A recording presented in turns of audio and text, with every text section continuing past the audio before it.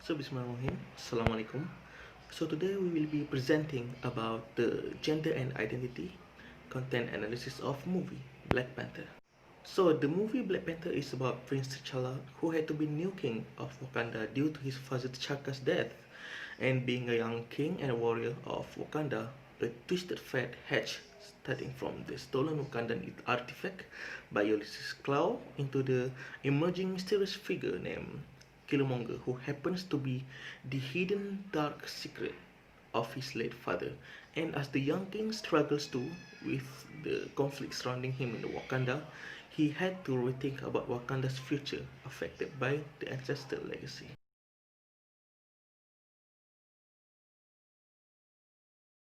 So gender expression can be defined as the way we present our gender to the world around us, and as the social expectations of gender expressions are reinforced and embedded into our very own life.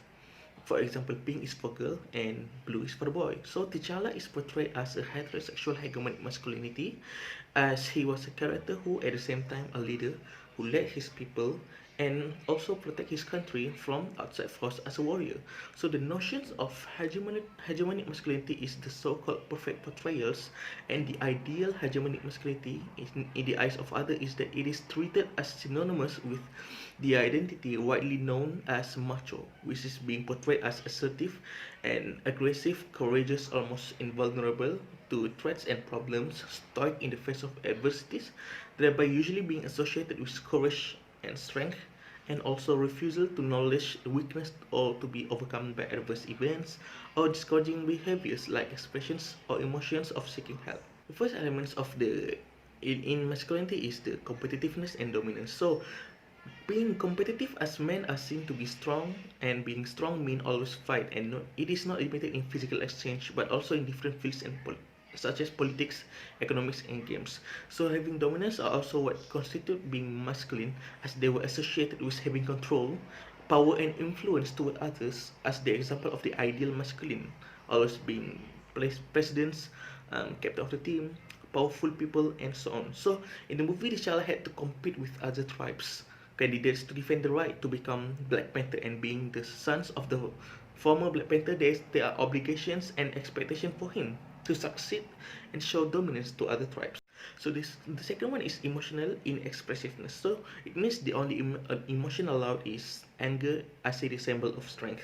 However, the Wakandan culture that was portrayed generally treat women with an equal respect, and T'Challa as an individual generally shown to have a large number of meaningful relationships with women based on mutual respect, trust, and admirations. So with all this compassion that he shows, his masculinities are still stronger and admired by audience as a role model. So the third one is gender role stress. So it means the strength of keeping up the act of masculinity, the expectations. So being the leader and the legendary warrior who have been passed down from his ancestor and received the power from his late father, T'Challa was pressured with expectations from the elders and the leaders of the tribe. He was pushed to be firm and assertive, and also prepared with any upcoming adversities, and also solve the problem as it is his responsibilities and his expectations.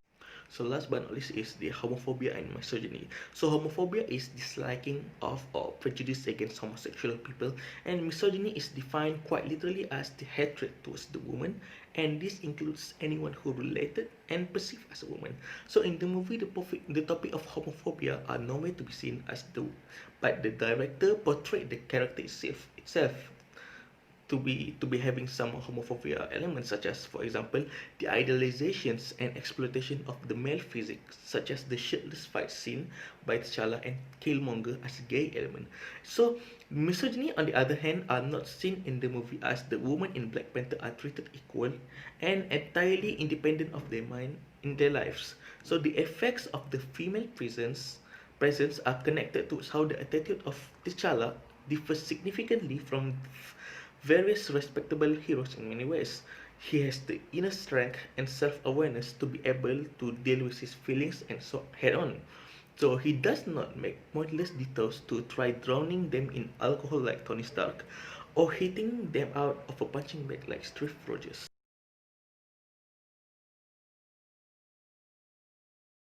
What is identity? Identity can be defined as the answer of who or what a person or thing is.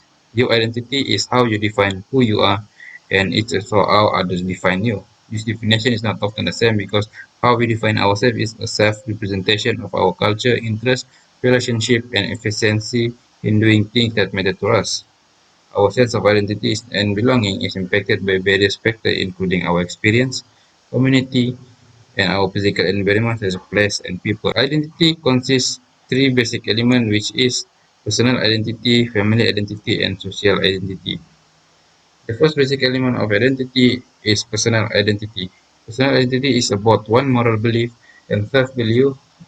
It is shown in the decision that ones make, the way we talk to ourselves, and the different goals we want to achieve in our life.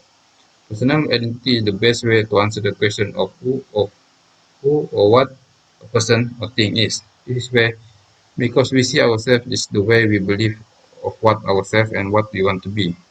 In the movie of Black Panther in 2018, the main character Prince T'Challa belief of him as a king and warrior or protector of Wakanda. We can in the movie we can see how he saved Nakia in the last stage of the movie for her to attend a ceremony as coronation as the king. He also fight Mbaku during the challenge for the throne to be the king of Wakanda, and also fight Killmonger who want to use Wakanda technology to have war against other country. In a romantic way, T'Challa also want to be seen who as the man who for Nakia. There are many scenes that we seen that they've been together, such as holding hand and kissing at the early age at the end of the movie. The second element of identity is family identity. It is the made up of characteristic of a person who had given a long role in their family. Family identity built of cultural environment which people will grow their knowledge. The role of experience within family may create our identity. We can illustrate to the movie when we see Prince T'Challa meet his mother and sister after arriving in Wakanda before the coronation. As a brother, he showed his love to Shuri nicely and good.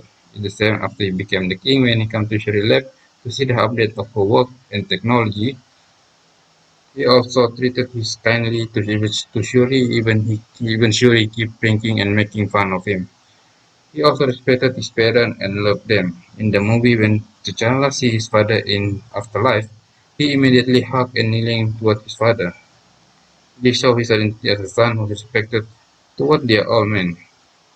The scene that shows his love for his mother is when he's arrived in Wakanda and he asks his mother condition of feeling in such a nice way.